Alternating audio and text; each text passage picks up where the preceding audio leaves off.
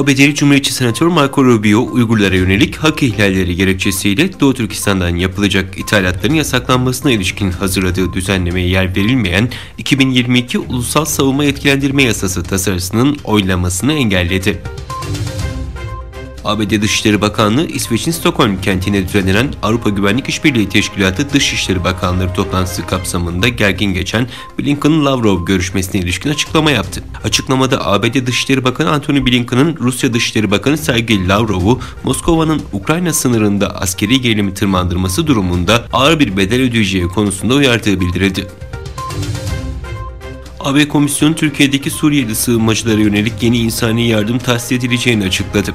Türkiye'nin yaklaşık 3,7 milyonu Suriyeli olmak üzere 4 milyon sığınmacıya ev sahipliği yaptığı belirtilerek Türkiye'deki sığınmacıları desteklemek için yürütülen Sosyal Uyum Yardım Programı'nın 2023'ün ilk aylarına kadar devamı için AB'nin 325 milyon avro ek kaynak tahsis ettiği kaydedildi.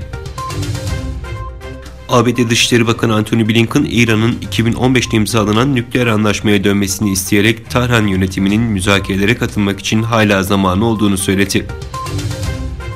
Belarus'ta Polonya sınırındaki mülteci krizi devam ederken ABD, Alexander Lukashenko yönetimine ek yaptırımlar getirdi. ABD, Belarus yönetimiyle ilgili 12 kuruluş ve 20 yetkiliyi yaptırım listesine alırken Belarus yönetimiyle ilişkili 3 hava aracını da bloke edilmiş varlık olarak tanımladı.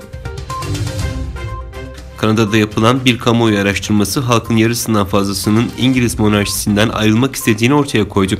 Kamuoyu araştırmalarıyla bilinen Angus Reid Enstitüsü tarafından düzenlenen anketin sonuçlarına göre halkın %52'si Kanada'nın monarşi düzeninden çıkmasını, %25'i mevcut düzenin devam etmesini istiyor.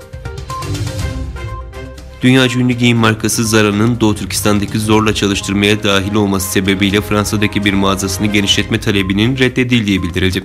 Fransa'nın güneybatısındaki Bordeaux Belediyesi'nin bir sözcüsü Zara'nın mağazasını genişletme talebini reddetme kararının yerel bir idari departmandan geldiğini söyledi.